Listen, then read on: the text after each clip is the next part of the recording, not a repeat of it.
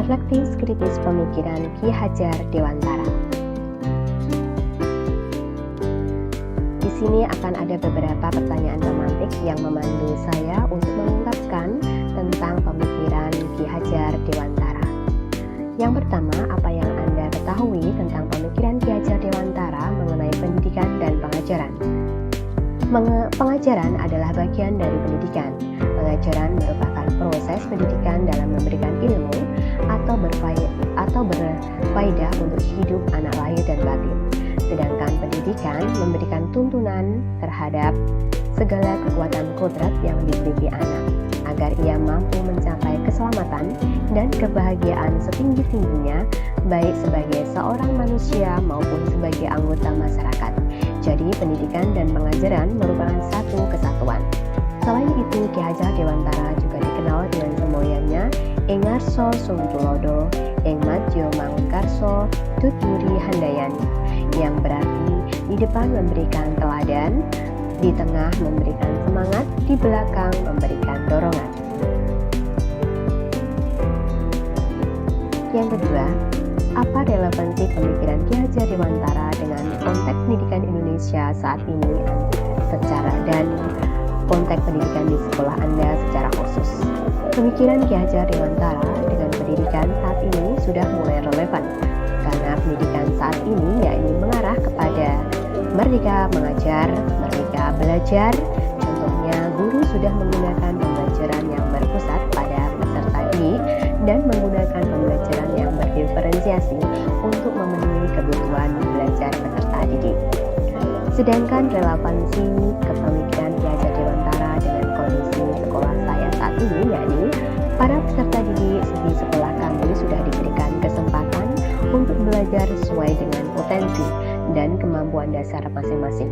Karena SMK di mana tempat saya bekerja sudah menerapkan kurikulum merdeka, yakni pembelajaran berdiferensiasi baik secara konten, proses, dan produk untuk memenuhi kebutuhan belajar setiap anak. Hal ini juga sesuai dengan model pembelajaran di sekolah saya, yakni pembelajaran berpusat pada peserta didik dan penanaman pembiasaan berdoa secara sentral yang dipandu dari sekolah, baik sebelum dan sesudah pembelajaran, serta menyanyikan Indonesia Raya di pagi hari secara bersama-sama. Apakah Anda merasa sudah melaksanakan pemikiran Ki Hajar Dewantara dan memiliki kemerdekaan dalam menjalankan aktivitas sebagai guru? Saya merasa belum maksimal dalam melaksanakan pemikiran Ki Hajar Dewantara. Saya sudah menerapkan pembelajaran yang berdiferensiasi baik secara proses, konten, namun belum maksimal. Saya juga menerapkan pembelajaran yang berpusat pada murid, namun saya juga merasa yang saya lakukan ini masih belum maksimal. Harapan dan ekspektasi. Di sini saya membagi dua hal, yaitu yang pertama dari diri saya dan dari peserta didik. Sedangkan harapan dan ekspektasi dari yang saya sendiri, yakni saya ingin memperoleh pengetahuan dan pemahaman secara menyeluruh tentang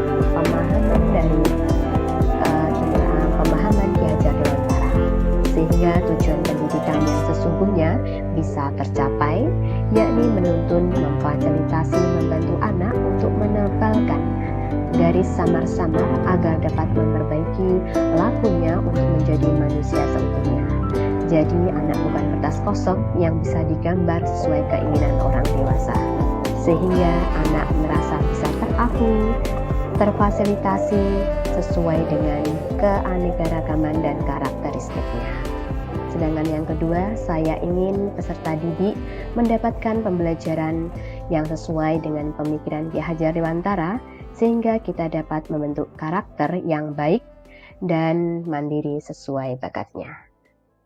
Terima kasih, semoga bermanfaat. Wassalamualaikum warahmatullahi wabarakatuh.